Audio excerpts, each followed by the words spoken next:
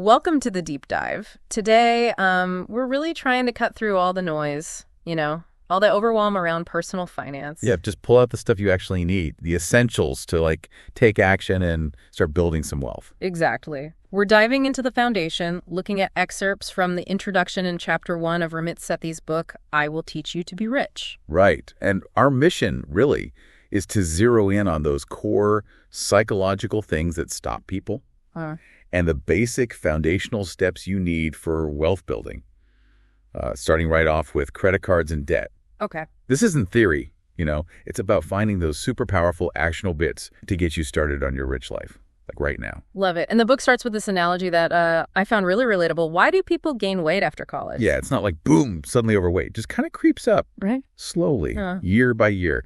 And the basic mechanics are simple. Eat less, move more. But what happens instead? People get totally bogged down debating the details. Is it keto this week? Fasting? Are avocados the secret? It feels like you're doing something important. But you're dodging the actual work. Yeah. And that's the exact parallel the source makes with money. People don't track their spending. Like not tracking calories. Precisely. They spend more than they think, just like they eat more than they think. Yeah. And instead of the simple truths, they argue about, tiny interest rate differences or the next hot stock. Right. And they listen to their cousin's advice or some random article instead of solid research, like arguing about vitamin C instead of just eating an orange. That whole trap of debating the minutia. Yeah. It's tricky because it feels satisfying, doesn't it? Like you're expressing yourself, making progress. Yeah, you feel smart. But the source says that feeling. It's mostly an illusion. Did you actually save more? Did you invest? Usually the answer is no. It's kind of the perfect procrastination tool, and the book is really clear that inaction has a huge cost. Like that example, Elizabeth Sullivan Burton regretting not saving earlier or asking for raises sooner. Oh, yeah. Those missed chances compound. Big time. Just like interest working against you when you're in debt. So why is managing money so difficult for so many? The book lists reasons. Some are legit concerns, but it frames a lot of them as poorly veiled excuses. Yeah, that's the phrasing. One big one is just info glut, information overload. There's just so much finance stuff out there. Where do you even begin? It's totally overwhelming. And like Barry Schwartz talked about in The Paradox of Choice, too many options. It leads to paralysis. The source uses the 401k example. For every 10 extra funds they offer, participation actually drops by 2%. People just freeze.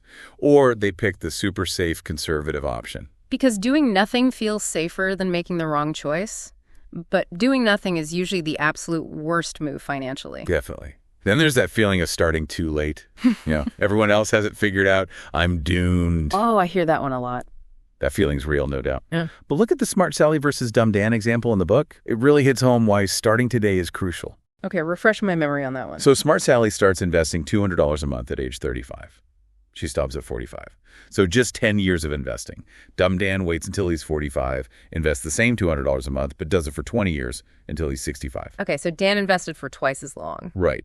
But assuming an 8% return, Sally, who only invested for 10 years, ends up with over $181,000. Dan, investing for 20 years, has only about $118,000. Wow. That's like $60,000 more for Sally just because she started earlier. That's compound growth for you. It's huge. Yeah. So yeah, the best time to start was maybe yesterday or 10 years ago, but the second best time, it really is today. And the media landscape, well, it often doesn't help, does it? The source points out how financial articles are often just chasing clicks. Top 10 frugality hacks, or super niche stuff like estate taxes that affect, less than 0.2% of people? Exactly. They're designed for page views, maybe make you feel angry or smug, but not really to get you to do anything different with your own money. No. You read it, you react, but nothing changes. You feel like you engaged, but you didn't act. Right. Which kind of connects to a concept the source discusses, and it can be a bit touchy. What he terms victim culture. Okay. How does he describe that? He talks about a tendency, maybe more among some younger folks, to get into this cynical mindset, sometimes almost competing over who has it worse. I can't even afford pizza, or blaming everything on the economy or older generations. And the book's angle on that is? The argument presented is that while real challenges exist, that mindset can stop you from looking at your own actions and focusing on what you can actually control. He mentions the Save $1,000 in 30 Days challenge and how some people immediately listed reasons why it was impossible for them instead of figuring out how to make some progress, even small progress. So it shifts from how can I do this to why I can't do this. Precisely. It's not dismissing the struggles, but highlighting how that cynicism can be unproductive if it stops you from even trying to manage the parts you do have influence over. Gotcha. The source also runs through other common excuses, right? Blaming schools for not teaching finance, blaming banks or credit card companies. Fearing losing money in the market, not knowing where to find extra money, being scared of only getting average returns. And the counters are pretty consistent with the overall philosophy. Yeah. Learn the rules to beat the companies at their own game, invest for the long haul because markets go up over time. Use the CEO method, cut costs, earn more, optimize your money to find cash, and realize that average returns, like 8% historically, are actually great long-term. Trying to beat the market often leads to worse results. So it keeps coming back to, you're in control, get started, don't wait for perfection. Like, make the grilled cheese first, worry about becoming a gourmet chef later. Absolutely. And that idea of imperfect action, that's the 85% solution he talks about right in the intro. Getting started and being mostly right is way, way better than waiting for 100% perfection and doing zip. Yeah, that takes the pressure off. What other key ideas set the stage? A huge one. Spend extravagantly on the things you love, but cut costs mercilessly on things you don't care about. So it's not about being cheap across the board? Not at all. It's conscious spending. Values-based. Like the friend who got a raise but downsized his apartment because camping and biking meant more to him than square footage. Or the guy spending $21K a year going out because that's his defined rich life. That really reframes it from deprivation to, like, designing your spending. Exactly. And investing should be boring but profitable long-term, not some exciting day trading game. Play offense with your money, not just defense. And the big one underpinning it all, money is just a tool to design your personal rich life. That's the North Star, right? Right. It's totally unique to you. What does rich actually mean to you? More career options, helping family, traveling.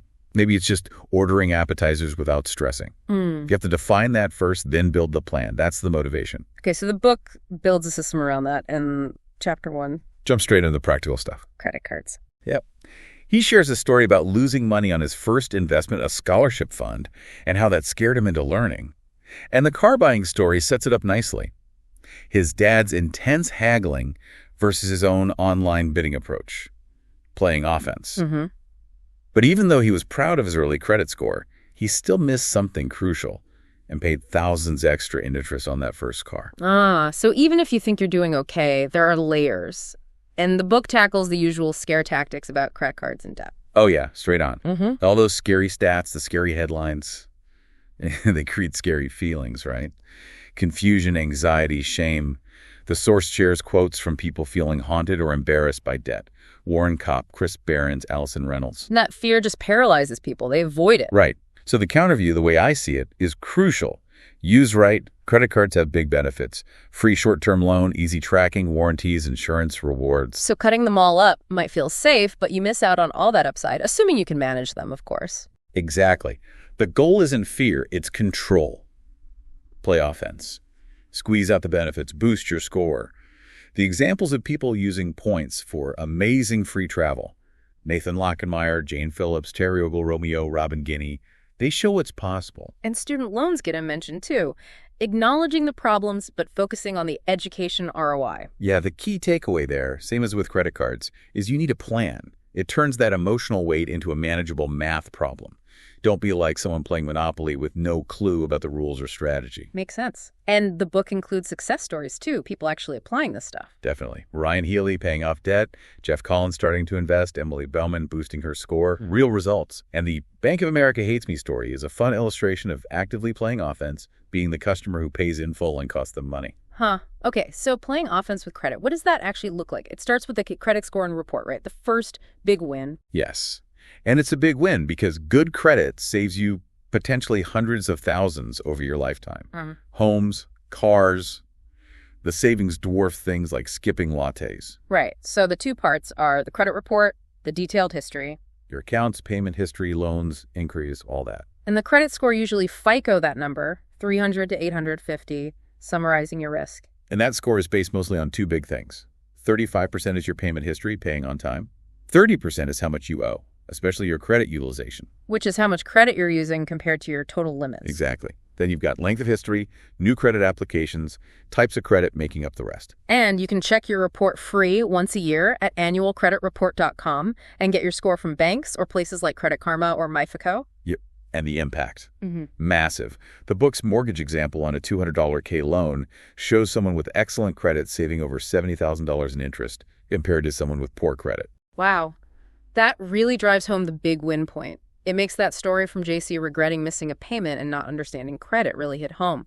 Small things matter, but understanding the system gives you power. So how do you do it? How do you play offense? The 6 commandments from the book. Okay, commandment 1. Pay your credit card regularly. Sounds basic, but it means on time every single time. That's the biggest piece, 35% of your score. Set up autopay. This is where people debating tiny details miss the forest for the trees if they aren't even doing this. Like Eric Henry getting a fee waive just by calling. Right. But the flip side is harsh. Missing one payment. The awful consequences are real. Score drops 100+ points. APR jumps to maybe 30%. Late fee maybe triggers rate hikes on other cards too. You can recover, but it's painful. Okay. Commandment 2. Try to get fees waived, especially annual fees. Just call, so you're a good customer. Ask nicely. Doesn't always work, but worth a few minutes. If not, maybe switch to a no-fee card with the same bank. Commandment 3. Negotiate a lower APR. Yep, another quick call. Script's in the book. Mention you pay on time. No lower rates exist. Works about half the time, apparently. Irrelevant if you pay in full every month, but good insurance if you might carry a balance. Lila Nutt and Chris Coletti did this. Commandment 4. Keep your main cards a long time. Keep them active. Length of history is 15% of your score. Use an old card for a small recurring bill, like Spotify. Pay it automatically. What about closing old cards? Common wisdom says don't. The source acknowledges that, but also the value of simplicity. If you have way too many cards and your credit's good and debt managed, closing one you never use might cause a small, temporary dip, but could be worth it for peace of mind. Hassan Ahmed closed a bunch just to simplify. Okay, commandment 5. Get more credit. That sounds counterintuitive. Right, but it's only if you have zero debt. It's about that credit utilization ratio again. Yeah. Higher total available credit means the percentage you use looks lower, which lenders like. So you call and ask for a credit limit increase using the script? Yes, but, and this is a huge caveat in the book, only do this if you are completely debt-free and disciplined. Michelle Miller's story is the warning here. Getting credit too soon led to trouble. Got it. Very important distinction. And commandment 6. Use your card's secret perks. These are free benefits hiding in plain sight. Call your card company. Ask for the full list. Like what kind of perks? Things like doubling the manufacturer's warranty on stuff you buy. Primary car rental insurance, which is huge, lets you skip the rental counter's expensive insurance trip cancellation coverage, even concierge services to help get reservations or tickets. Using the card for purchases logs your spending and gets you these protections. And think about Tim Romeo and Robin Guinea using points for incredible travel that's maximizing perks. Nice. And that pro tip about tracking calls to financial company? Oh, yeah. Huge. Keep a log. Date, time, rep name. What was said. If there's a dispute later, that detailed record is gold. Like the author getting cell phone charges reversed because he had the proof. Okay, that covers offense. Now, tackling existing debt, the source really acknowledges the emotional side of this, the shame. Absolutely. And how that shame stops people from even figuring out how much they owe. It's wild how many people don't know their total debt or their payoff date. This is where those invisible money scripts are powerful, those unconscious beliefs. Yeah, the book lists things like, oh, everyone has debt, or $100 extra won't make a difference. Interest is just a fee. The credit company's trapped me. I don't even know how much I owe. I'm trying my best. Beliefs that normalize it or shift blame, basically stopping action. That Greg McBride quote is, stark people share sex life details more readily than debt figures. Oof, yeah. But the core message here is super empowering. Making a plan transforms debt. It goes from this scary emotional monster to just a math problem you can solve. That gives you control back. And the stories reflect that shift, right? The moment I realized I could pay off my debt anecdotes. Totally. Sean Wilkins, Dave Vinton, Stephanie Ganowski, Justine Carr. You hear that huge emotional relief and confidence boost when they finally face it and make a plan. So for student loans, acknowledge they're tough, but focus on the plan. Exactly. Use Tony's $30K loan example. Even an extra $100 a month saves thousands in interest and shaves years off the repayment time. Use online calculators, set up automatic payments, including extra principal, call the lender, ask about options. People like Dan Bullman and Lila Nutt had success with refinancing or changing terms. And credit card debt. The source calls it a triple whammy. Right. High interest, damages your score, and the emotional toll.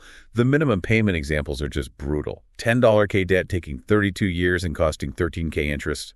$5 taking 25 years and costing $6K interest. Just crushing. Makes David Thomas's realization having room on the card isn't the same as having room in the budget really land. And the contrast with Smart Sally aggressively paying off $5K, $100 alarm is still over 6 years, $2 $5K interest, but $200 a month, 2.5 years, under $1K interest, $400 a month. Just over a year, only $400 interest. Action pays off massively. Okay, so the 4 steps to get rid of credit card debt. Step 1. Figure out exactly how much you owe. Gotta face it. Make that table. Each card, balance, minimum payment, APR. Painful, maybe, but necessary. Step 2. Decide which debt to attack first. 2 main ways. Highest APR, first the standard or avalanche method. Saves the most money mathematically. Or lowest balance first, the snowball method. Gives quicker psychological wins. The source says just pick one fast and go. Sean Stewart liked the snowball motivation. Step 3. Negotiate down the APRs again. Yep. Revisit Commandment 3 as part of the payoff plan. Lowering the rate means more money hits the principal faster. And step 4, find the extra money. Right. The source strongly advises against quick fixes like balance transfers or reading retirement accounts or home equity. Too complex, too risky, often just Band-Aids. So the recommendation is the least sexy, most effective way. Cut spending, prioritize the debt payments. Use the book's other methods to find that money. The goal being to become a credit card deadbeat in the company's eyes. Exactly. Pay in full, on time, generate zero interest revenue for them. Okay, wrapping up. There's some advice on avoiding mistakes and staying focused. Yeah. Think ahead before closing accounts. Don't do it right before a big loan application. If you do close one, manage your debt so your utilization ratio stays low. And avoid chasing those 0% balance transfer deals. Generally, yes. The source sees it as a distraction from building real wealth long term. Like Dave Ramsey says, millionaires aren't built on credit card points. Focus matters. Don't sweat small score dips if the overall trend is good. Right. Consistent, boring, responsible management builds great credit over years. That's from FICO's Craig Watts. And keep hammering on the big wins. Credit, investing, earning. Don't get lost chasing tiny gains like Mike fussing over savings account rates. Exactly. The biggest shift really is that mental one. Moving from feeling like a victim to knowing you're in control. Taking these steps builds that confidence and lets you use money consciously to build your rich life. Okay, so this deep dive into the start of the book, the introduction in Chapter 1, really lays the groundwork. It's about tackling those mental blocks first, then taking clear, focused action on the fundamentals, credit, and debt. It's about conscious effort, not waiting for perfection. Absolutely. And here's a final thought for you, the listener, to maybe chew on after this deep dive. Thinking about those invisible money scripts we discussed. What's maybe one unconscious belief you hold about money or debt? Something that might be holding you back from taking action right now. How could just naming that belief, bringing it into the light, maybe change how you approach your finances starting today? Thank you for joining us for this exploration. We'll continue unpacking more essential insights in future deep dives. We've got material here from a chapter called Beat the Banks, and, well, the mission is pretty clear. Yeah, what are we trying to pull out of this? We want to figure out why some of these big traditional banks might actually be working against you, how they really make money, and spoiler, the source suggests it's often from you through fees and things. Right, and crucially, how you can easily set up accounts that, save you money, accounts that work for you. Exactly, not against you. It's all about getting that basic infrastructure right. Okay, let's do it. This source material, it seems pretty direct, so let's unpack what it's arguing and get your banking sorted. It really doesn't hold back. Right at the start, it calls many big banks, and I quote, scammy, dishonest, and selective with their information. Wow, okay. Strong words. Yeah, and it claims that any advice they give, it's usually designed to help them, not you. And it has examples to back that up, right? I saw some pretty shocking stories in there. Oh, definitely. There's Jamie B's story. The bank just grabs money from checking to cover a $5 fee overdraft in savings. Just $5 caused an overdraft. Apparently. And because they took that money, Jamie's rent check bounced. And then, unbelievably, Jamie gets accused of elder abuse while trying to sort out finances for a relative who is dying. That's awful. All starting from a tiny fee. It shows how things can spiral, right? Then there's Nathan P. He got hit with $100 in overdraft fees. $100? What did he do? He went overdrawn by less than $5. Less than $5. So like 20 times the amount in fees. That's crazy. It is. And Jessica Denham, losing her childhood savings account, $16 wiped out by fees at Wells Fargo just because she turned 18. $16. A kid's savings account. Gone. Makes you wonder, doesn't it? And Alan Nash with Bank of America, $800 in overdraft fees. $800. Yeah, and the kicker, the source says the account wasn't even actually overdrawn, and then the bank tried to sue him. They sued him after charging bogus fees. This is starting to sound like a pattern. Well, that's what Bridget Sally pointed out, according to the source. These small fees, $5, $12, they might seem tiny, but they hit people with low balances the hardest. Yeah, people just trying to get by and banks taking chunks out. And the source argues it's not just isolated mistakes. It points to bigger corporate stuff, like Wells Fargo illegally opening 3.5 million accounts. Oh, yeah, I remember that scandal. Millions of accounts people didn't ask for. And get this, 85,000 of those fake accounts racked up $2 million in fees. $2 million? On accounts people didn't even know they had. Unbelievable. And it didn't stop there. Wells Fargo apparently also forced about 500,000 people into car insurance they didn't need. Forced them? How? Tied it to their car loans. And the source suggests this might have led to maybe 20,000 cars getting repossessed. Wow. So that $1 billion fine they got? Yeah. It starts to make sense. Exactly. And the source also mentions TIAA, which used to be recommended but apparently got dropped because of allegations about heavy sales quotas, pushing products people didn't need. So it's painting a picture of banks maybe not having your best interest at heart. That's the core argument, yeah. That their structure is often about profit, not necessarily service. Okay, so how do they make their money then? If it's not always about, helping customers. Well, the basic way is simple, right? They take deposits, lend them out at a higher rate, standard banking. Okay. But the source claims the real moneymaker, especially for the big guys, is fees, specifically overdraft fees. More than lending, really. The figure cited is $34 billion in overdraft fees back in 2017. $34 billion, with a B. With a B, just from overdrafts. Think about it.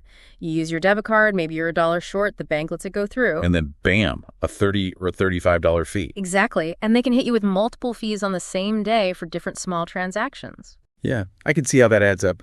That story about Elizabeth in college, $400 in overdraft fees. It feels designed to trap you almost. The source uses this analogy of the 30-second test, like walking into a restaurant. Okay. If you walk in and the staff just ignore you for 30 seconds, it's usually a sign something's wrong with the whole place. Yeah, probably bad service all around. So apply that to banks. If their first move is to hit you with weird fees or make things difficult, then you should probably assume that's how they operate. Exactly. The source is blunt. It says when banks like Wells Fargo show you who they are through fraud and fees, believe them. It uses stronger language, but essentially they're likely to screw you over. Okay, so if these banks can be so bad, why do people stick with them? That's the big question, isn't it? It really is. And the source digs into this. Yeah. The biggest reason. Just habit. Inertia. It's always been that way. Pretty much. You open an account when you were young, maybe your parents helped, and you just never left, even if it's costing you. And it probably feels like a huge pain to switch, right? Yeah. The source calls it a gigantic, annoying time suck. People think it'll be this massive administrative nightmare, so they just don't bother. The struggle to get the ball rolling. I get that. But the source also mentioned emotional attachment to a bank. Yeah. Kind of funny, right? The author compares it to being emotionally attached to your first thumbtack. Huh. Bow to. Point taken. It does sound pretty ridiculous when you put it like that. And the last reason is people thinking, oh, I don't have much money, so these little fees don't matter. But the source argues the opposite. Completely. It says this is the best time to build good habits. Learn to avoid fees now when the stakes are low. Get that system working so when you do have more money, you're already set up right. Makes sense. Build the foundation early. Okay, so we know the problems, why people get stuck. How do we find the good accounts? What should we actually look for? The source lays out three main things: trust, convenience, and features. Okay, trust. What does that look like in a bank? Basically, they shouldn't be constantly trying to nickel and dime you. No hidden fees, no crazy minimum balance rules. They should be transparent, clear website, easy account setup. And accessible. Like you can actually talk to someone. Yeah, 2147 phone support is mentioned as a good sign, and a big one.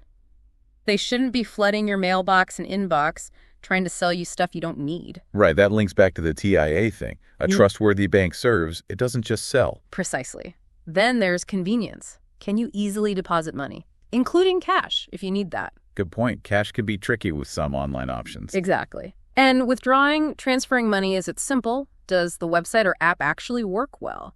Can you get help easily if something goes wrong? All sounds pretty crucial. And the last one, features. This is stuff like interest rates.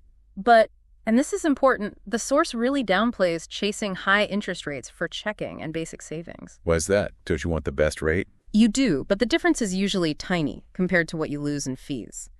Avoiding a $35 overdraft fee saves you way more than earning an extra 0.1% interest. Features also include things like free, easy transfers, free bill pay, and again, a good online or app experience. Got it. Fees first, features second, tiny interest differences, maybe third or fourth. That's the gist. And the source gives specific recommendations. For checking, the author really likes the Schwab Bank Investor checking account. Okay, why'd that one? Checks the boxes, no fees, no minimums, they even give you free checks. And the big one, unlimited ATM fee reimbursement. Anywhere in the world. Unlimited. Wow.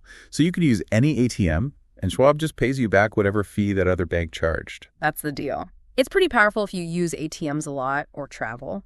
Is there a catch? Sort of. You have to open a Schwab brokerage account, an investment account that's linked to it. But the source clarifies you don't actually have to fund or use the brokerage account. It just needs to exist. Okay, that's manageable. But what about that cash deposit issue? Schwab's mostly online, right? Crucial point. If you need to deposit cash regularly, Schwab isn't great for that. In that case, the source says you'll probably need a checking account at a local bank or credit union too. So a local option. What should you look for there? Same rules apply. Find one with absolutely no fees and no minimum balance. Many offer this. Sometimes you need direct deposit or to keep a certain amount, but avoid those high minimum accounts that offer bonus services. Why avoid those? The source calls those bonuses worthless. The amount you have to keep tied up in the account usually costs you more in lost interest from not having it in savings than the value of the perks. Okay, so Schwab, if you don't need cash deposits often or a carefully chosen no-fee local account if you do, what about savings? Here, the advice is really strong. Go with an online savings account. Forget the big traditional banks for savings. Right, online. Two main reasons. Much higher interest rates usually and way less hassle. Fewer fees, easier to manage. So this is where interest rates matter a bit more. A bit more, yes. But again, ease of use and no fees are still huge. The author's pick here is Capital One 360 Savings. What's good about that one? No fees, no minimums, simple setup, no confusing promotional rates that disappear. And a really cool feature, you can create virtual sub-accounts. Sub-accounts, like little buckets within your savings. Exactly. You can label them emergency fund, vacation, down payment. Then you can set up automatic transfers into each specific goal. It makes saving feel more organized and, well, purposeful. I like that. It makes it less abstract. Any other recommendations? Ally Online Savings gets a positive mention, too. Similar benefits, no fees, good rates, multiple accounts. And Marcus by Goldman Sachs and Amex Personal Savings are also noted as solid online options. And just to be clear, there are banks the source explicitly says to avoid. Yes. Based on all the issues discussed earlier, the fees, the scandals, Bank of America, Wells Fargo, and TIA are on the avoid list in this source. What are credit unions? People often see them as the good guys compared to big banks. The source is lukewarm on them. It acknowledges their mission is good, but feels they've kind of squandered a generational opportunity. How so? It suggests they can be too internally focused, maybe haven't kept up with the technology or convenience of the best online banks.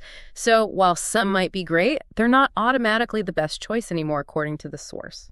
Interesting. So overall, the big message seems to be don't obsess over finding the absolute highest interest rate. Yes, huge point. Don't be a rate chaser. Spending hours trying to squeeze out an extra tiny fraction of a percent, the source says that's wasted energy. Because? Because avoiding a single fee or getting your money invested where it can actually grow, those are the big wins. Focus on stopping the leaks, the fees, and automating the system. That's where the real value is, not chasing microscopic interest rate differences on cash. Right, stop the bleeding first. Okay, Yeah. so picking the right accounts is key. But the source also talks about structuring them correctly. Yeah, how you set them up. It starts with the basic difference. Checking is for flow. Money comes in, pays bills, gets withdrawn, frequent access. Your operational account. Exactly. Savings is for goals. Short to medium term stuff you're putting money aside for, you don't touch it often. Simple enough. But there was a psychological trick mentioned too. A really powerful one. Have your checking and savings at different banks, separate institutions. Why? Isn't that less convenient? Maybe slightly, but the benefit is huge. If your savings aren't instantly accessible from your checking app, you're much less likely to dip into them for impulse buys or non-emergencies. It creates friction. Makes you pause and think. And maybe lets you pick the best bank for checking features and the best different bank for savings rates. Precisely. Banks often specialize, so the source outlines a few setups. Basic. Checking and savings at one local bank. Okay, but you have to watch for fees. Minimum viable option. Right. Then the recommended one for most people. Basic plus small optimization. That's your no-fee local checking account, lets you deposit cash if needed, combined with a high-yield online savings account, like Capital One 360 or Ally. Best of both worlds. Local convenience, online rates, and separation. Makes sense. And the advanced one. Advanced plus full optimization. This is usually multiple online accounts, maybe like the author system. Money goes to Schwab checking. Right, the one with ATM rebates. Then auto-transfers zap money to online savings like Capital One 360, and maybe to investments. Most bills get paid via credit card for rewards. Which then gets paid off automatically from the Schwab checking. Exactly. It's a fully automated fee-avoiding machine. More complex to set up, but very efficient once it's running. So optimization really means getting to 0 fees and no minimums. That's the core goal. Stop the money leaks, and achieving that, the source points out, often requires actually talking to someone. The dreaded phone call. Yeah, like that friend who couldn't log in for months because he wouldn't call. But the source insists, many of the best deals, the fee waivers, the no minimum accounts, you often have to ask for them person to person or over the phone. So for avoiding monthly checking fees, just ask for a no-fee, no-minimum account. Directly. Insist on it. Direct deposit might help you qualify sometimes, but minimum balances. The source calls them BS because that money is trapped earning nothing. And if they say no? Switch. Find a bank that will give you a fee-free account, but first, try negotiating. The source provides a script for this. The invisible money script. How does that work? It's a structured way to ask. 1. Call or go in, state clearly, I want a checking account with no fees and no minimum balance. 2. Mention competitors offer this. I know Bank X offers accounts like this. 3. Ask what comparable accounts they have. 4. If they resist, ask for a supervisor politely. 5. Leverage your history. I've been a loyal customer for X years. 6. Mention their customer acquisition cost. I know it costs you hundreds to get a new customer. I'd prefer to stay if we can find the right account. That sounds pretty effective. It shifts the power dynamic. You're not asking for a favor. You're negotiating based on your value. Exactly. The source suggests they'll often find a way to keep you because it's cheaper than finding someone new. Okay, that handles monthly fees. What about those painful overdraft fees? Best cure is prevention. Automate transfers so money is where it needs to be. And keep a buffer in checking the author suggests maybe $1,000. A safety net. But if one slips through? Call them immediately. Your goal. Get the fee waived. And the source says, don't make it easy for them to say no. How do you mean? Don't ask weak questions like, are you sure? State your request. I'd like to have this overdraft fee waived. If they hesitate, repeat it. Mention you're a good customer. It was a mistake. It won't happen again. Remind them subtly that you could take your business elsewhere. Polite but firm persistence. You got it. And the source has examples of this working. The author got fees waived. A friend saved $250 on ATM fees just by asking. Another person got a bounced check fee reversed easily. So the takeaway is, don't just accept fees. Absolutely. For good customers, most bank fees are negotiable. You just have to ask and ask effectively. This is all super practical. So boiling it down, what are the action steps the source suggests taking, like this week? It lays out a clear plan. Step 1, look at your checking account right now. Is it fee-free? No minimum. If not, call your bank using that script or start looking for a new one like Schwab or a good local option. Step 2, Open an online high-yield savings account, Capital One, 360, Ally, Marcus, whatever. Get that better rate and that psychological separation. Step 2A was optional, right? Yeah, if you want the full online setup and don't need cash deposits, open an online checking account too, like Schwab. And step 3. Fund the new savings. Keep maybe 1.5 months expenses and checking as a buffer. Transfer the rest to your new high-yield savings. Even if it's just $50 to start, build the habit. Don't close the old account immediately. Give it 60 days. Set a reminder. Make sure all your transfers and direct deposits are switched over first. Got it. Assess checking, open online savings, fund savings. Build the backbone. That's the idea. Build that solid foundation for your finances. And the big picture here, the main theme running through all this, seems to be focusing on those big wins. Absolutely. Stop the leaks, eliminate fees, automate your system. That saves you way more time, money, and stress than chasing tiny interest rate gains. It's about building good habits now, while it's maybe easier, so they're just automatic when things get more complex later on. Exactly. Get the system right when the stakes are low, and it'll serve you well as your income and savings grow. It's less about just managing money. And more about reducing financial anxiety, feeling in control. Yeah, the source mentions a reader, Roxana Valentina, who felt totally overwhelmed. Fees, confusion. But after setting up her banking, savings, investing properly, she felt this huge sense of relief, control, like she could finally breathe and focus on other things. That sense of control is huge, which leads us to maybe a final thought for everyone listening. Yeah, just take a second and consider. How much money might you already be losing to bank fees? How much time and mental energy are you spending dealing with a clunky system? Maybe just because it's always been that way. And what could that money, that time, that peace of mind be doing for you instead? What goals could it be helping you reach? Something to think about. We're really getting into some core stuff from the material you shared. Yeah, we're looking at 2 big areas, right? Getting set up to invest your money, and then how to actually manage your spending. Exactly. And the sources, they have a pretty direct take on it all. No fluff. Definitely cuts through the usual financial jargon. It challenges a lot of the, common fears and maybe misconceptions people have about money. So our mission here is to pull out those key insights for you. Not just what they say, but why it actually matters and, well, what you can do about it. Okay, so where should we kick things off? The investing part. Yeah, let's start there. The material makes this really strong point right off the bat. Just saving a little bit. It's probably not going to cut it for building real wealth long term. Right. Saving is step 1, sure, but it's not the whole game. Investing is presented as the essential next level. Yeah. They even bring up that Einstein quote about compounding. Oh, yeah. The 8th wonder of the world, or mankind's greatest invention thing. Something like that. The point being, compounding is how wealth really grows systematically, and investing is how most of us access that power.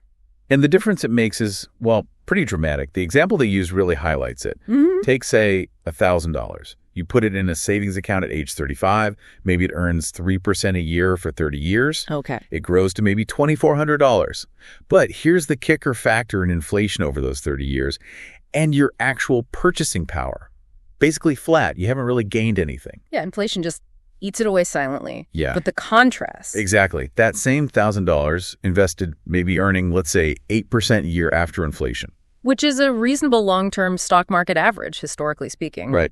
Over 30 years, that $1,000 could grow to over $10,000. 10 times more. And that's real growth, outpacing inflation. It really shows the power of getting your money working for you.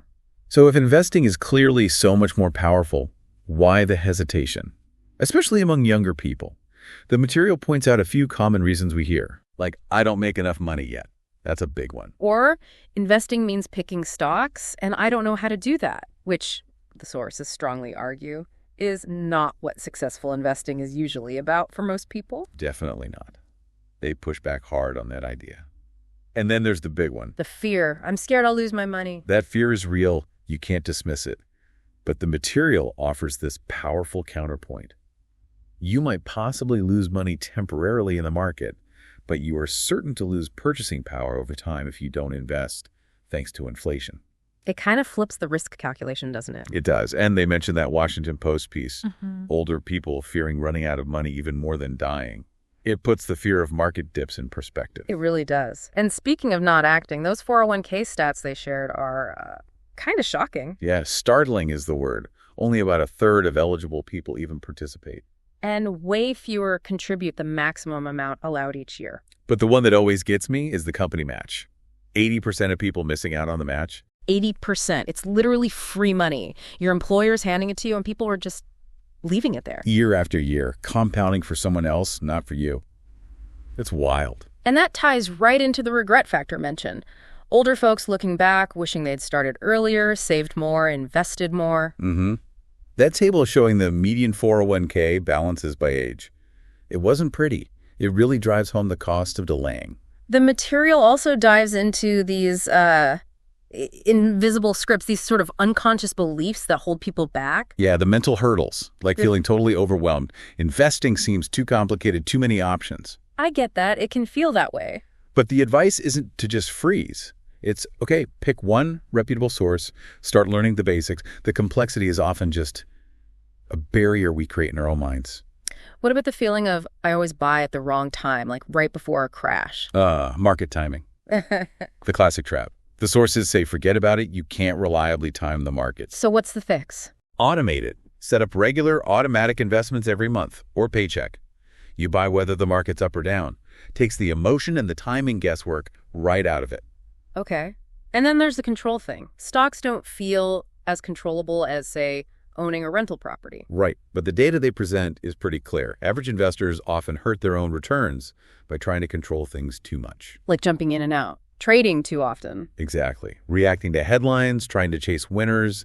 It often leads to buying high and selling low. The counterintuitive truth is often doing less is actually better for your long-term returns. That urge for control, it can backfire. And circling back to that core fear, I worked hard for this money. I don't want to lose it. And it's a valid feeling. But the material forces you to confront the other side. You are losing money's value every day to inflation if it's just sitting there. It's a slow bleed, but it's real. And people often don't grasp it until, much later in life. Okay, one more script. Fees are going to eat up all my returns. We hear that a lot, especially in media stories. Yeah, that script often comes from focusing on, expensive actively managed mutual funds or high-frequency trading costs. But the approach the material champions using low-cost index funds or ETFs. The fees are tiny, right? Incredibly low, fractions of a percent often. So that whole fees are a killer narrative, it's not really accurate for the type of investing they're advocating. So wrapping up this section, while everyone's situation is different, the sources really argue that for many, the real roadblocks aren't the market itself, but our own attitudes and behaviors. Exactly. And they point out that most millionaires didn't just get lucky, they built wealth through habits. Controlling spending, investing regularly and consistently, maybe starting a business. It wasn't usually an inheritance or a lottery win. Okay, so if we're convinced why investing is crucial, let's talk about the how. The material lays out this really practical ladder of personal finance. Yeah, it's a great framework. It's not about picking specific stocks yet, that comes later. This is about setting up the system, the right accounts in the right order. Rung number one, the absolute foundation if you have it. The 401k employer match. Cannot emphasize this enough. It's free money. If your company offers to match, say, 5% of your salary if you contribute 5%, you absolutely must contribute that 5% first. No excuses. The example they used was powerful. Someone earning $60 gets a 5% match. That's $3,000 free from the company if they put in $3,000 themselves. Instantly doubles your contribution on that portion. And the long-term impact. The table showed starting that at 25 could mean over $1.2 million by 65 with the match, versus maybe just over $600K without it. It's massive. So action item number one for listeners, find out your company's 401k match policy now and contribute enough to get every cent. Definitely. Okay, rung two, crush your debt, specifically high-interest debt. Like credit cards, the average rates are brutal, like 14% or often much higher. Exactly. Paying off debt with that kind of interest rate is like getting an instant guaranteed return of 14% plus Origo. You just can't reliably beat that by investing. So getting rid of that kind of debt comes before ramping up investing beyond the match. Right. The material notes lower interest debt, like maybe some student loans, is a different calculation. You might invest while paying those down, but high interest debt needs to go. Action. Make a plan to kill it. Got it. Rung three. Open a Roth IRA. This is a retirement account you open yourself, separate from your job. And the big deal here is taxes, right? but different from a 401k. Correct. With a Roth, you put in money after you've paid taxes on it, so no upfront tax break. But the magic happens later.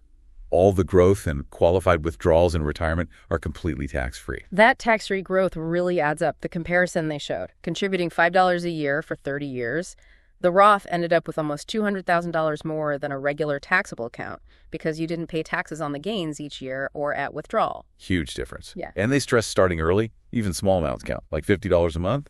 Plus, there's that feature, the 5-year rule. Right, you can take out your original contributions penalty-free after 5 years. Gives it some flexibility. Exactly. So action item. Open a Roth IRA. Look at low-cost discount brokerages. Okay, ladder rung 4. What's next? After the match, high-interest debt is gone, and you're funding a Roth IRA. Go back to the 401k. If you have more money you can invest, start increasing your contributions beyond just the match level, working up towards the annual maximum limit set by the IRS. And these contributions are usually pre-tax, right? So they lower your taxable income now. Correct. Different tax advantage than the Roth, but still valuable. Action. Bump up those 401k contributions. Rung 5. This one was called a secret weapon in the material. The HSA, or health savings account. Yeah, these are pretty amazing if you're eligible. You need to have a high deductible health plan to qualify. And the benefit is triple tax advantage. That's right. 1, contributions go in tax-free, or you get a deduction. 2, the money grows tax-free. 3, withdrawals are tax-free if used for qualified medical expenses. Okay, but what if you stay healthy and don't need it for medical bills? Here's the kicker. After age 65, you can pull the money out for any reason. You'll pay income tax on it then, just like a traditional 401k. So it basically becomes another retirement account, but with amazing tax benefits if you do use it for healthcare along the way. Wow. Okay, so action. Check your health plan eligibility, and if you qualify and have funds after maxing other things, consider opening an HSA. Yep. And finally, rung 6 is basically anything beyond that. Opening a regular taxable brokerage account, maybe paying down your mortgage faster, investing in your own skills or business. Okay, so that's the ladder of where to put the money. How about actually opening these accounts? 401ks through work, usually HR. Yeah, that one's typically straightforward. For the Roth IRA and taxable accounts, you need to open an account with an investment brokerage firm. And the material had strong opinions here, discount versus full-service brokers. Very strong. They heavily favor discount brokers like Vanguard, Schwab, Fidelity. The main reason, fees. Full-service brokers charge significantly more, and those higher fees really compound and drag down your returns over time. Makes sense. What about account minimums? Used to be a bigger issue, but many discount brokers now waive minimums if you set up automatic monthly transfers, which you should be doing anyway. So the advice is basically, don't get stuck deciding. Just pick a major low-cost one and get started. Pretty much. Avoid analysis paralysis. They're all fairly similar in core offerings now. What about the newer players, the robo-advisors? Betterment, Wealthfront, those types. Acknowledge their appeal.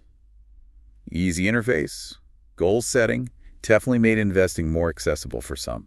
But the material question, if the extra layer of fees they charge is really worth it compared to just using a low-cost index fund portfolio at a discount broker yourself, especially for basic long-term goals. And there was a cautionary note, too. Yeah, about the potential for conflicts of interest as they grow. Yeah. Maybe pushing clients into proprietary or riskier funds to meet growth targets. They cited a specific example with Wealthfront automatically enrolling clients in something. Okay, so the bottom line seems to be, the most important thing is just starting with low-cost, long-term investments. Whether it's a discount broker or a robo, just start. Exactly. Don't let the choice paralyze you. Yeah. And the final piece of this getting started puzzle is automation. Set it and forget it. Basically, yes. Automate your 401k contributions from your paycheck. Automate monthly transfers to your Roth IRA. Automate transfers to your savings goals. Make it effortless. Takes willpower out of the equation. Completely. It builds the habit automatically. Even if you start small, automate $50 a month, that consistency is incredibly powerful over decades. Okay, powerful stuff on getting the investing engine running. Let's switch gears to the other major topic, managing spending. Right, and the material here takes a really interesting angle, quite different from traditional budgeting. Yeah, they're kind of down on traditional budgets, calling them rigid, painful, something people say they do, but rarely stick to. Exactly. That stat about 82% claiming to budget, but likely just wishful thinking. It rings true. So what's the alternative they propose? Conscious spending. It's less about tracking every penny after the fact and more about planning beforehand where you want your money to go. So being intentional. Very intentional. You decide how much goes to investing, how much to saving goals, how much covers fixed costs, and critically, how much is left for guilt-free spending on things you actually love. And the flip side is cutting back hard on things you don't value. Mercilessly, as they put it. It's about aligning your spending with your personal values, not some generic template of what you should cut. They had that great comparison, cheap people versus conscious spenders. Yeah, cheap people fixate only on cost. They'll drive across town to save $1, maybe inconvenience others, short-term thinking. Whereas conscious spenders focus on value. They're okay spending a lot on things that matter deeply to them. They're big wins. Right. Maybe it's travel, maybe high-quality food, maybe hobbies. They spend lavishly there, but then cut ruthlessly on categories they don't care about, like maybe designer clothes or a fancy car. And it's long-term focused. The examples really brought it to life. The person spending thousands on shoes but living simply otherwise. Or the one spending a ton on going out with friends because that social connection was their priority, but scrimping on home decor. Or the nonprofit worker saving a good chunk, even on a modest salary, by prioritizing cooking at home. The common thread isn't what they spent on, it was that they had a plan. They automated their saving and investing first, paid themselves first. And then they spent the rest on their priorities guilt-free, because the important stuff was already handled. Exactly. So how do you build your own conscious spending plan? The material suggests thinking of your take-home pay as like a pie chart with 4 main slices. Okay, what are the slices? First up, fixed costs. These are your essentials, the must-pays. Rent or mortgage, utilities, insurance, minimum debt payments, basic groceries. How do you figure that out? Look at your last couple of months of spending on these items. Estimate the monthly average, and then add a buffer, maybe 15% for those irregular things that pop up, like car registration or minor repairs. Okay, action. Nail down your essential fixed costs, plus a buffer. Slice 2, long-term investments. This is the money you're automating into your 401k, Roth IRA, etc., based on that ladder we talked about. Maybe starting at 10% of take-home pay is a good initial target. Action. Make sure those investment transfers are automated. Check. Slice 3, savings goals. This is for specific things you're saving up for. Short-term stuff like holiday gifts, medium-term like a vacation fund, long-term like a house down payment. How much goes here? Maybe 5–10% is a starting point. Depends on your goals. The key here is planning for known irregular costs, like saving monthly for Christmas instead of scrambling in December. Makes sense. Action. Identify your savings goals, set up automatic transfers for them. And the last slice, the fun one, guilt-free spending. This is whatever's left after the other 3 slices are allocated. So this is for restaurants, hobbies, clothes, entertainment. Whatever you want. And the booty is, because your fixed costs, investments, and savings are already handled automatically, you can spend this money without guilt. It's budgeted fun money. Action. Spend this money intentionally on things that bring you joy. I like that. So how do you actually do this and make it stick? The material gives some practical tips. First, focus on big wins. The 80-20 rule again. Exactly. Yeah. Don't sweat the small stuff like saving 50 cents on coffee. Yeah. Look at the 1-3 categories where you spend the most money, or where spending varies wildly month to month. For many people, that's eating out, shopping, maybe transportation. And focus cuts there. Yeah, making even a modest cut in a big category has way more impact than trimming tiny amounts everywhere. Action. Identify your personal 1-2 biggest spending areas. Okay. What else? Setting realistic goals. Right. Don't try to slash your biggest expense by half overnight. That usually leads to burnout, like a crash diet. Use the fitness analogy, right? Yeah. Small, sustainable changes. Precisely. Maybe aim to reduce that big win category by 5% or 10% this month, then maybe a bit more next month. Gradual changes are more likely to stick. Action. Make small, sustainable tweaks to your big wins. Using tools and systems helps too. Definitely. Track your spending initially with something like Mint to just see where it's going. Then maybe use a tool like YNAB. You need a budget, which helps you assign every dollar a job, aligning with these buckets. Or even simpler methods. Sure, spreadsheets work fine. Right. Or the old school envelope system, literally putting cash in envelopes for different categories, or the modern version. Use separate checking accounts or debit cards for specific spending zones, like your guilt-free money. Oh yeah, the debit card trick, tell the bank no overdraft, so when the money's gone, it's gone. Exactly. Good training wheels. Action. Pick a system, any system, that helps you track and manage spending within your chosen categories. We mentioned handling irregular expenses, save monthly for the known ones, use the buffer for the surprises. What about extra income? bonuses, tax refunds. Don't just let it evaporate. Yeah. The suggestion was a 50-50 rule for one-offs. Half for fun, half towards goals. Debt, saving, investing. And raises. Resist the urge to inflate your lifestyle instantly by the full amount. Celebrate with a small treat, sure, but automate most of the raise into investing or saving. Avoid that lifestyle creep. Good advice. And they briefly mentioned the other side of the coin. If cutting spending isn't enough, focus on increasing income.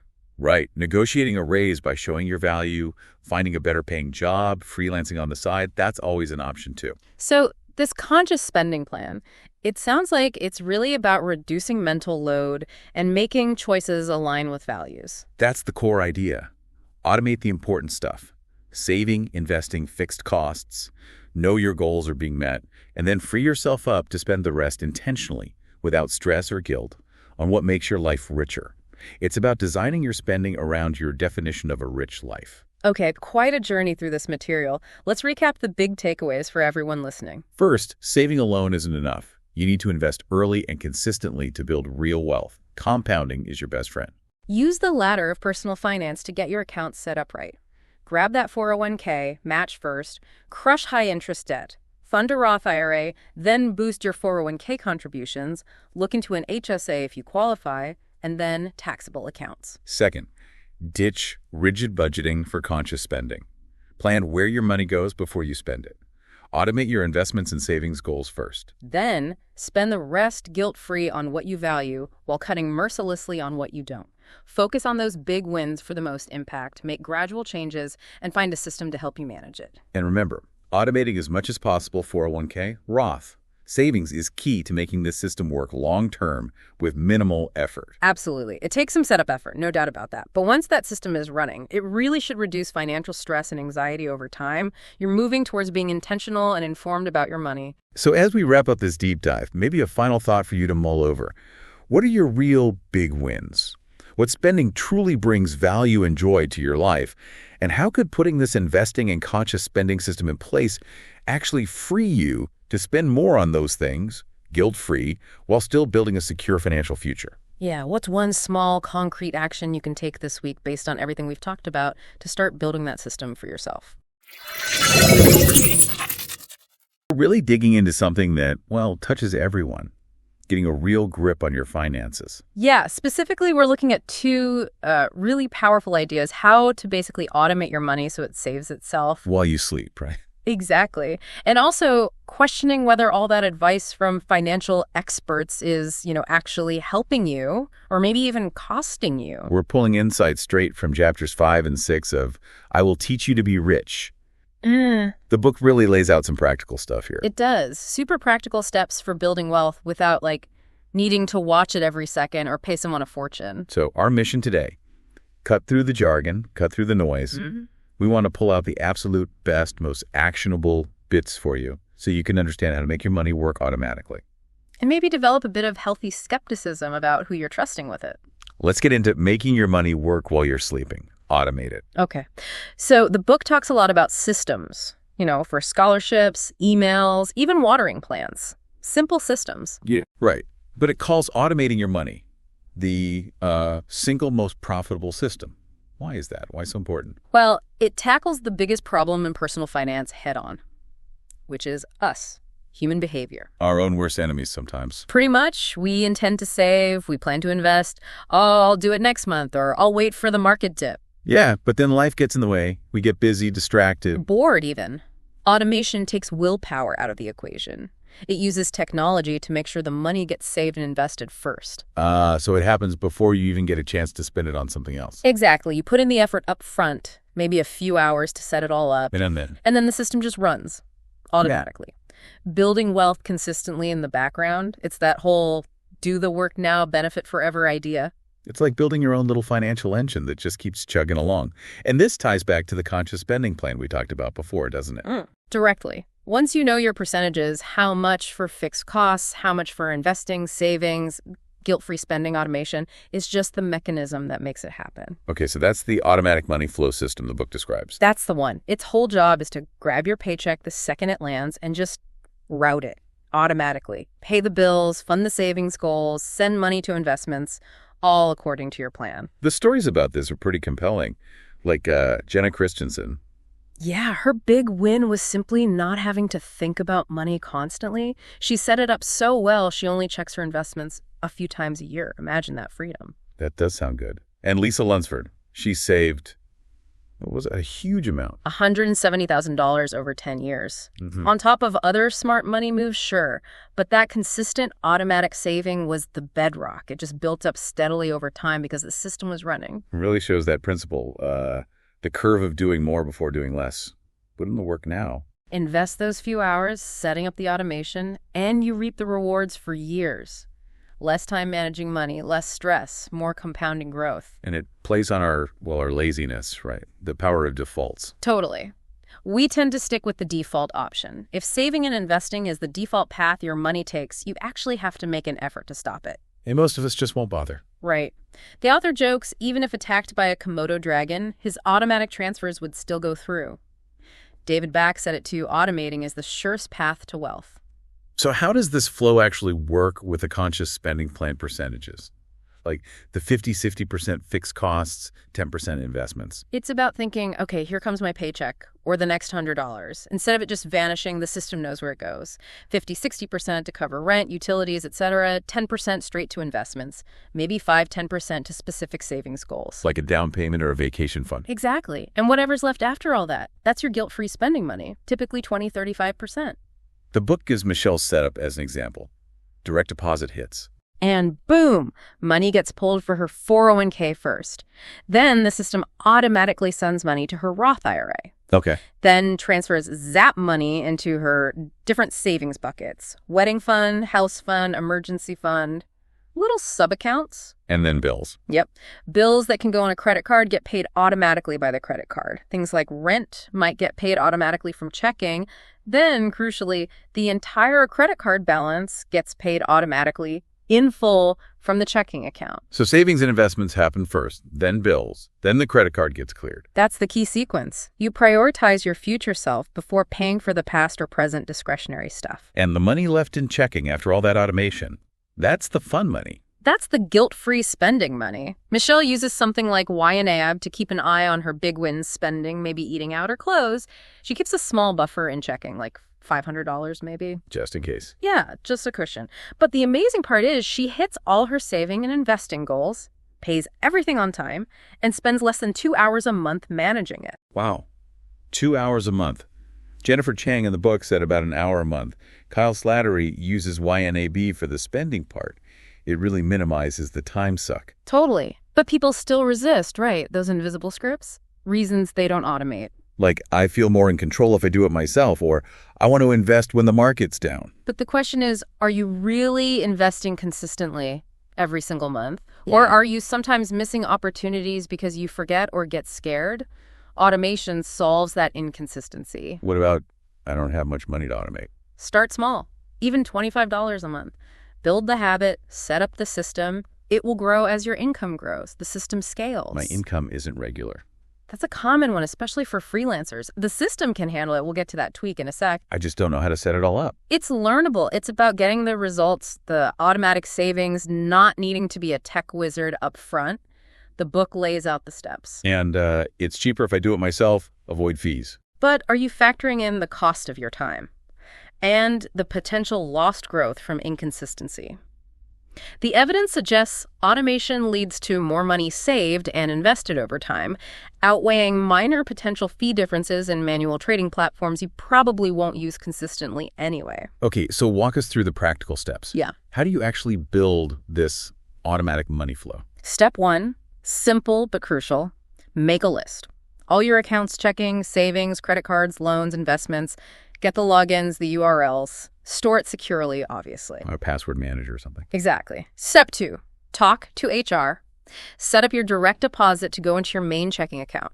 And crucially, set your 401k contribution percentage right there so it comes out before you even see the paycheck. Got it. Pre-tax savings first. Then what? Then you link everything up. Connect your checking account to your savings accounts. Connect checking to your investment accounts usually. You initiate the pull from the investment side, like your Roth IRA provider pulling from checking. Link your checking account to pay your credit card bill automatically. And use your checking's bill pay for things that can't go on a card, like maybe rent or certain loans. You can even set up automatic check mailing for rent. Right, the source has those handy tables showing what connects to what. Yeah, super helpful. Step 4 is setting up the actual automatic transfers and payments. This is where timing matters. It helps. Try calling your credit card companies, loan providers, and ask them to change your due date so they cluster maybe a few days after your paycheck hits. Makes the flow smoother. Oh, interesting tip. Then schedule the transfers. Maybe paycheck hits on the 1st, 401k is already gone. On the 5th, automatic transfers go to savings and Roth IRA. On the 7th, automatic bill payments happen, including paying off that credit card in full. And leave that buffer in checking. Yeah, start with maybe $500 in checking just sitting there, and set up alerts so you get an email before a big bill like the credit card is paid, just so you can glance at it. Okay, that sounds manageable. But what about that irregular income issue? Freelancers, commission-based workers. Right, needs one extra piece. A buffer sub-account. First, figure out your bare-bones monthly living expenses. Absolutely essential stuff only. Like rent, basic food, utility. Exactly. Then your immediate goal is to save up 3 months worth of that bare bones amount in a separate savings account, your irregular income buffer. Where does that money come from? You fund it with the money you would have been putting into long-term investments, plus any extra you make in good months. Pause investing until that buffer is full. Okay, so buffer first, then what? Once that 3-month buffer is funded, then you restart your regular automatic investing, maybe into a solo 401k or SEP IRA, which are great for self-employed folks.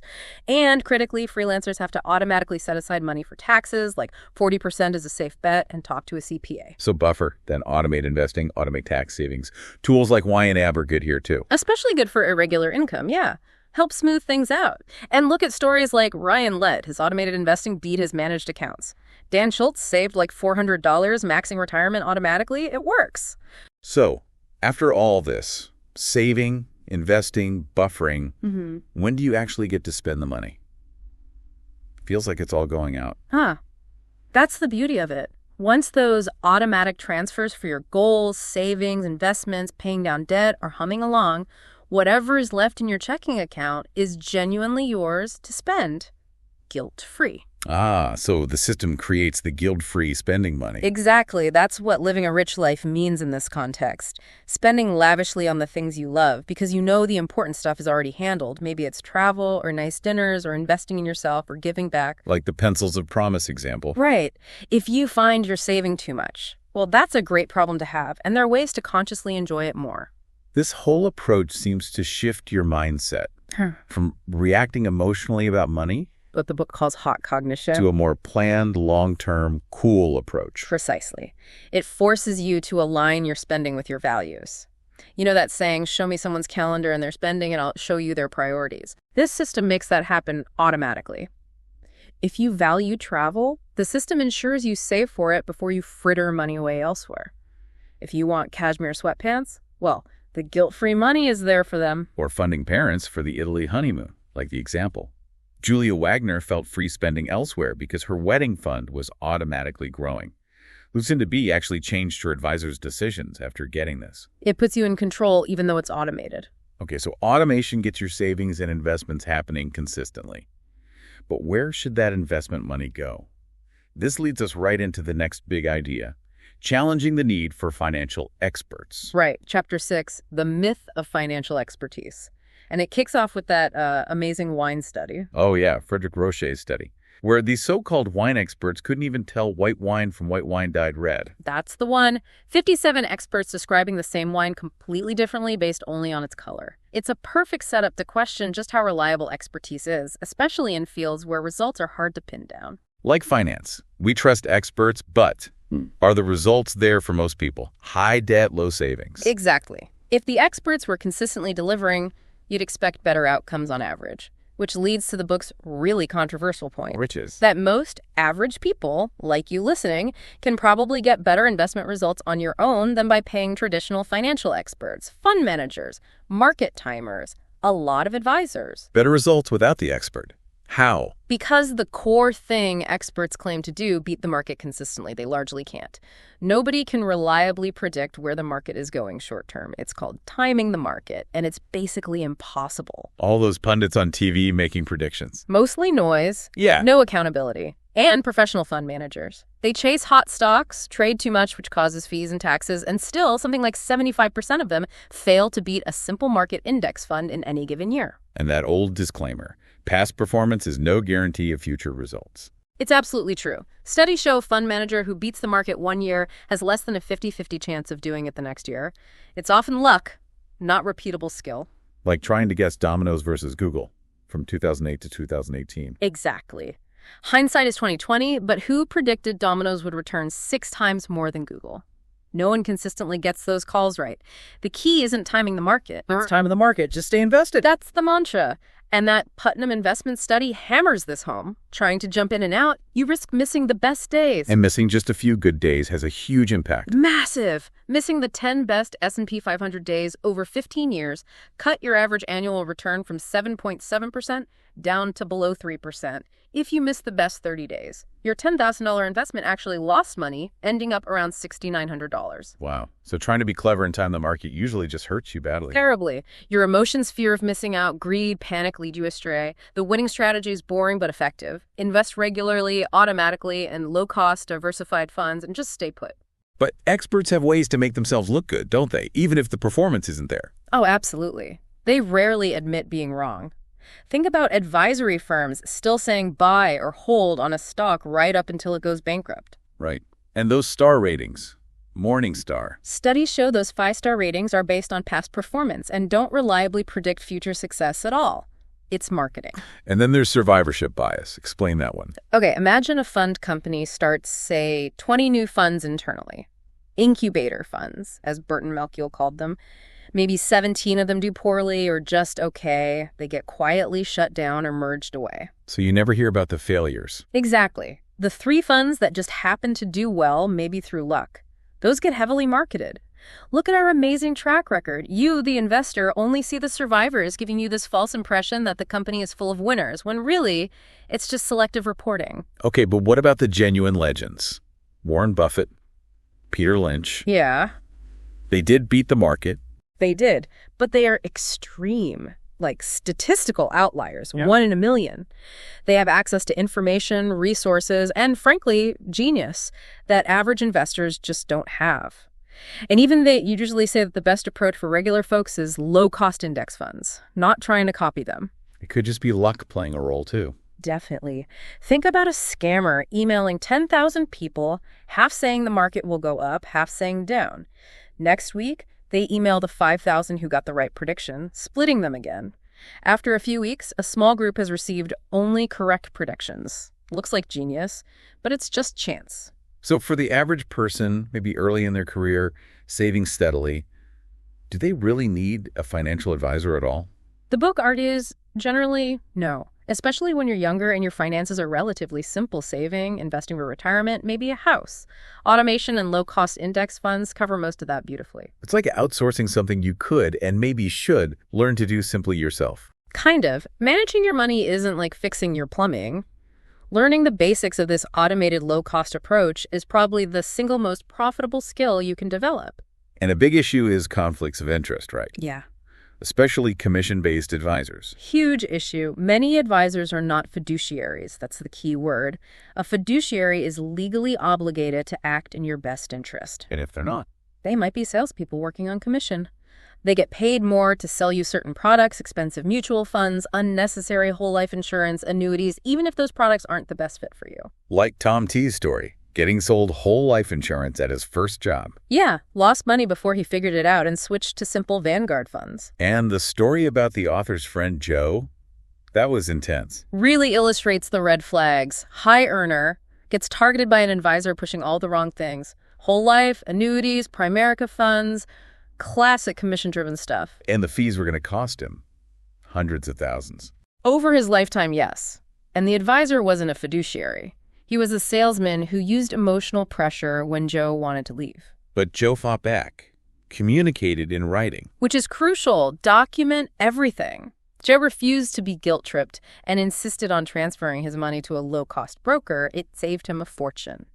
The takeaway: always ask in writing, are you a fiduciary? If the answer is no, or wishy-washy, run. Like Dave Nelson, losing 30% with a bank planner before switching to index funds. Right, and even the author's own experience with Wells Fargo Wealth Manager. They wanted 1%. A nominal 1% fee, they called it. And they talked about asset preservation for a young guy who needed growth. They couldn't even match simple index fund returns after their fee. Which brings us right to the killer impact of fees. That 1%, it sounds so small. Deceptively small, but fees compound just like returns, only in reverse. A 1% annual fee doesn't just cost you 1% per year. Over 35 years, it can eat up nearly 30% of your potential ending balance. Over 50 years, maybe closer to 39%. 30 to 40% gone just from a 1% fee. Yeah. And a 2% fee. John Bogle calculated that could devour almost 2/3, 63% of your potential returns over 50 years. It's devastating. Fees are the enemy. Full stop. So what fee level should you aim for? For your core investments, like index funds, aim for expense ratios between 0.1% and 0.3%. Maybe even lower for some broad market funds. The comparison tables in the book showing the difference between 0.1% and 1% or 2% fees over time are just eye-opening. Sungwoo Kim got stuck in a high-fee fund because the advisor seemed nice. Exactly. Trust based on personality, not performance or fiduciary duty. Big mistake. This really clarifies the active versus passive management debate. Totally. Active management, that's traditional mutual funds where a manager picks stocks. High fees, often 1-2% or more, plus maybe sales loads. Prone to emotional mistakes, lots of trading, and as we said, usually fails to beat the market. Versus passive. Passive management, that's index funds. A computer just tracks a market index like the S&P 500. Super low fees. Vanguard's S&P 500 fund is like 0.14% or less now. Matches market performance over time, which historically is around 8% after inflation. And the active fund has to beat the passive fund by its fee just to break even. Right. If the active fund charges 1.5% more than the index fund, it needs to outperform the index by 1.5% every single year just to tie. And the data, like that O'Neill study, shows that's incredibly rare long term. Only 2% beat the market consistently. So the bottom line is pretty clear. Overwhelmingly clear for most people. There's just no compelling reason to pay high fees for active management or for advisors who claim they can consistently beat the market through stock picking or market timing. You can likely do better and definitely cheaper yourself with simple, low-cost index funds. But people still use expensive advisors. Those invisible scripts, again, like, I don't know anything better to pay someone. Yeah, but that decision comes at a huge cost. Learning the basics of automation in index funds isn't rocket science, and it's probably the most profitable education you can get. It's about discipline and systems, not genius. But I like my advisor. He's trustworthy. Focus on results and fiduciary status, not just if you like chatting with them. You want results, like with a doctor. I'm scared of losing money if I do it myself. But you are losing money. Guaranteed losses to high fees. That 1% fee is losing money that could have been compounding for your future. Okay, but my guy actually beat the market last year. Maybe. Was that after fees and taxes? And again, 1 year is usually luck, not skill. Past performance. You know the drill. The book recommends looking at reliable sources like Morgan Housel, Dan Solon, Ron Lieber, the Bogleheads Forum, people focused on evidence and low costs. So summing up the expert thing. Most people don't need an advisor for basic investing. Advisors generally can't beat the market consistently, especially after fees. Their real value, if you need one, might be in complex tax planning, estate planning, maybe behavior coaching, not investment selection. And if you do have a complex situation, like millions in assets or unique transactions, then hire a fee-only fiduciary. Someone who charges a flat fee or an hourly rate for specific advice, not someone who takes a percentage of your assets or earns commissions. Okay, so we've got automating your money flow, and we've got challenging the myth of needing experts for investing. How do these two chapters really connect? They're perfectly complementary. Automation from Chapter 5 is the how. It's the practical engine that makes everything work smoothly and consistently. And challenging the experts, Chapter 6, is about the what and why. Exactly. It tells you what to invest in simple, low-cost, diversified funds, and why you don't need to pay high fees for active management or supposed expert predictions. Automation lets you implement that simple, powerful strategy effortlessly. So you automate the flow of money directly into those low-cost investments, bypass the expensive middlemen, and just let time and compounding do the work. That's the essence of it. Save while sleeping, build wealth efficiently without getting sidetracked by complexity or unnecessary costs. It puts you firmly in control, ironically, by setting up an automatic system. You minimize fees, you focus on what actually works time in the market. Couldn't have said it better. So wrapping up this deep dive, we've seen the incredible power of automating your finances, setting up systems that work for you, using psychology and tech to your advantage. Saving and investing consistently without relying on willpower. And we've challenged the pervasive idea that you need expensive experts to manage your investments. The reality: high fees are a massive drag, market timing is a fool's errand, and a simple, low-cost, automated approach is likely your best path to wealth. Taking control is absolutely within your power, and it can literally save you or make you hundreds of thousands, maybe millions, over your lifetime compared to the alternatives. So here's a final thought for you to chew on based on everything we've discussed. Considering how automation frees up your time and mental energy, and how much fees can silently erode your future wealth, take a hard look. What are you currently paying for, either in money or time, because of perceived convenience or supposed expertise in your financial life? And more importantly, what is that truly costing you over the long run? How could you use this knowledge, starting today, to set up systems that automatically align your money with what you genuinely value, letting it build your rich life for you? Okay, let's do this. Be honest. When you hear managing your money, does it feel kind of overwhelming? Like confusing spreadsheets, jargon, maybe something you'll just, deal with later? Yeah, that later trap is so common. But what if building wealth wasn't about being some finance genius? What if it was more about setting up simple, maybe automated steps that just work for you? That's exactly the promise we're exploring today. We're diving into the source material covering chapters 7, 8, and 9. It's like moving from choosing your tools to keeping the whole workshop running smoothly, and then figuring out how that workshop helps you build, a richer life. Right. So chapter 7 gets into the nitty-gritty of investing, making money work for you. Then chapter 8 is about keeping that system going without a ton of effort, maintenance mode. And then chapter 9, that's the bigger picture, yeah. How money fits into actually designing a life you love beyond just the bank balance. Exactly. We'll pull out the really key stuff, like what actually drives your investment returns. It might surprise you. And why just having money in an account isn't, the whole story. Oh, and the tricky stuff too, like talking money with partners, family. Plus, tackling big buys like cars and houses without getting ripped off or stressed out. Cool. So the goal here is clear insights, practical steps, stuff you can actually use to feel more confident about your finances. Let's jump in. Let's do it. Chapter 7, The Investing Promised Land. The core idea right off the bat: investing isn't some secret club for rich folks. Yeah, I like that framing. The material argues pretty strongly that you can do this yourself, and often you'll pay way less in fees and might even get better results than some pros. That's a bold claim. It pushes back hard on the idea that it's too complex. So how do they suggest getting started? Keep it simple. That's the mantra. Pick the simplest investments you can find that are easy to just let run. It points out loads of people, even high earners, just don't invest. Why not? What are the excuses? Oh, the usual suspects. No time. It's too risky. I wouldn't even know where to begin. Which leads to that point about automatic versus sexy investing. I loved that. Forget day trading, right? Yeah, totally. Trying to be sexy, picking hot stocks, timing things perfectly. Yeah. It rarely works out long-term for most people, and it's stressful. The source just plainly says automatic investing works a lot better. And asks that question, sexy or rich? Exactly. Choose rich. The slow, steady, automatic way is how wealth actually gets built. Okay, but even simple investing has risk. People worry about losing money. How does the source handle that fear? It acknowledges it, for sure. Markets fluctuate. Right. But it clarifies that diversification, owning lots of different types of things, not just a few stocks, is your protection against losing everything. So it's unlikely the whole world economy goes poof. Right. But here's the real twist they emphasize. The actual risk, the money you are losing, is the money you lose every day by not investing. That idle cash just sitting there. Oof, that opportunity cost. Yeah, that hits differently. And this ties into the crossover point, or financial independence, FI. Yes, this is a powerful concept. It's the point where your investments generate enough income on their own to cover your living expenses. Your money is literally making enough money for you to live on. Like your investments are paying your salary. Pretty much. Because of choices you made maybe years ago, your money is earning more than you spend. That sounds amazing. but probably not easy to reach. The source says it's a choice and people dismiss it. They do. Excuses change with age, Too young, too late.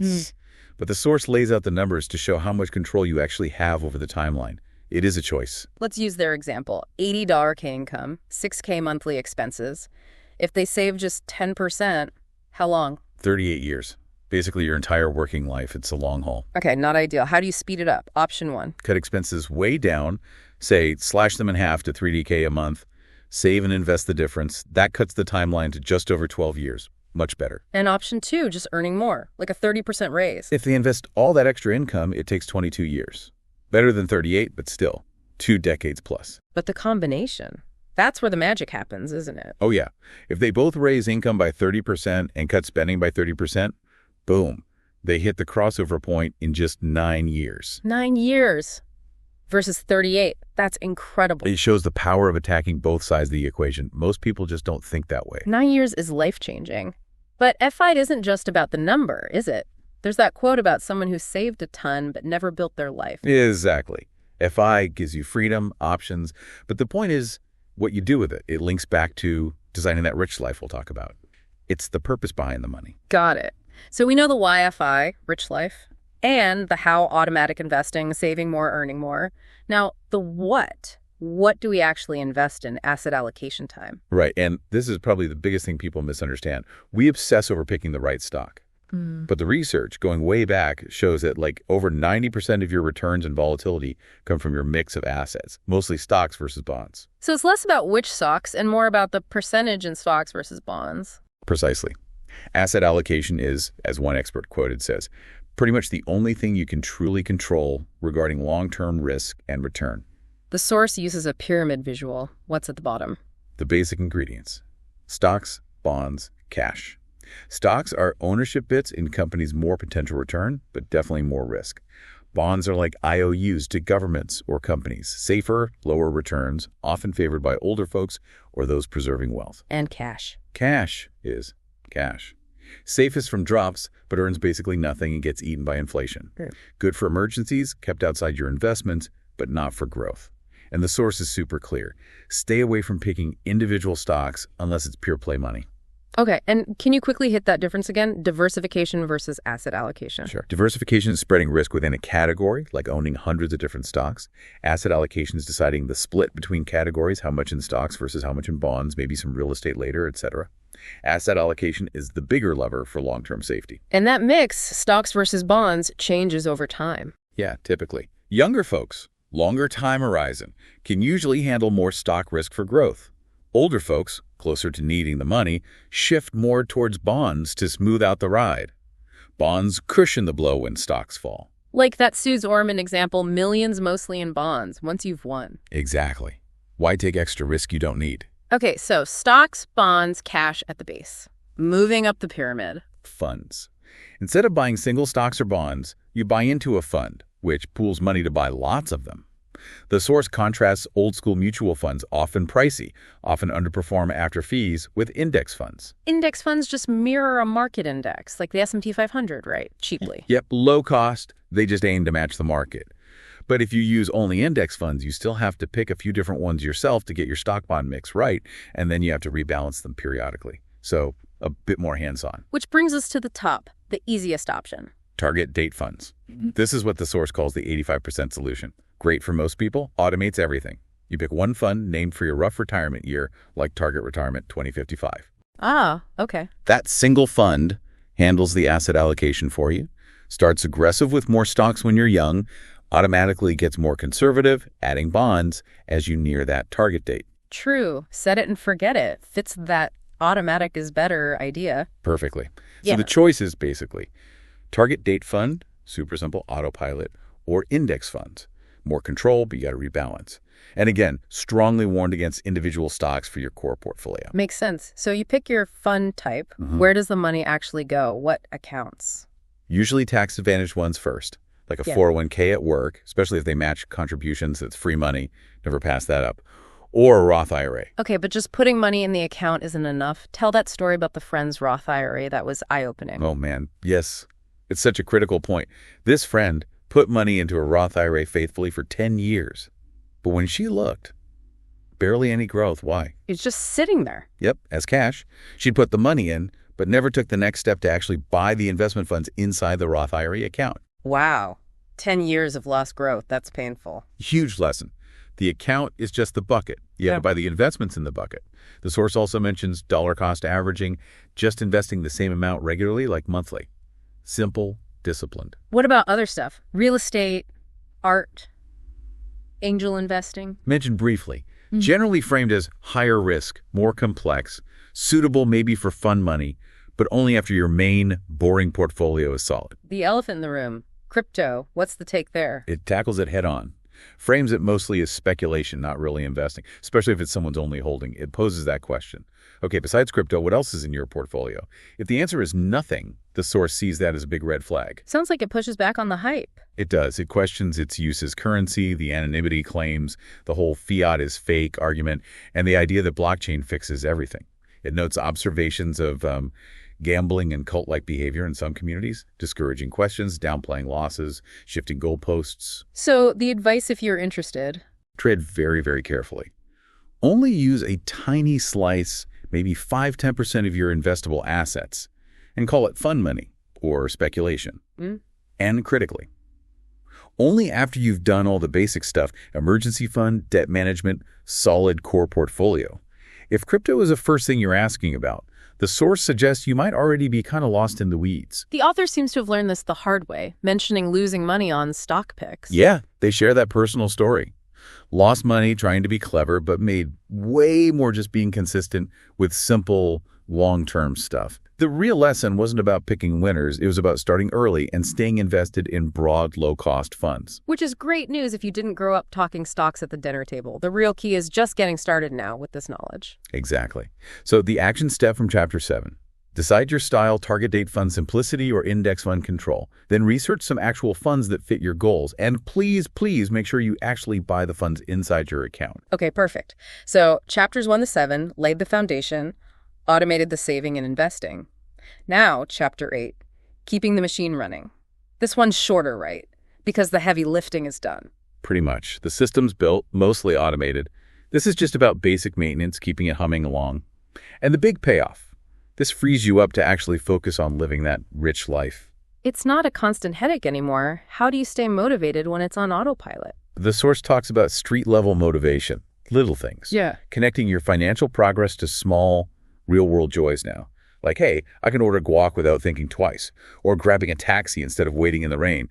Those little freedoms the system buys you today. I like that. Makes it tangible. But even automated, it needs fuel, right? Absolutely. Keep feeding the machine. Save and invest consistently as much as you reasonably can. Remember that analogy. If you had a machine that turned $1 into $5, you'd be stuffing money in constantly. Investing early lets compounding do its thing. Okay, so fuel it, but also give it an annual checkup. Yep. An annual financial checklist. Maybe pencil it in for December. Not complicated, just a quick look under the hood. What's on the checklist? Key things. First, investing. Double check is the money actually invested, not just sitting as cash. Remember the Roth IRA story. Are you maxing out tax-advantaged accounts if possible? That story's burned into my brain now. Good. Next, debt. How's the payoff going? Check your credit report and score. Maybe call your credit card companies and ask for a lower APR. Worst they can say is no. True. What else? Credit cards. Got points? Plan to use them. Check card perks you might be missing. Maybe negotiate an annual fee. Earn more. Annual review is a good time to strategize for next year's raise request or side hustle ideas. And other stuff. Do you need renter's insurance? Life insurance if people depend on you. Maybe a simple will. What about selling investments? Should that be part of the review? Generally, the advice is a strong no.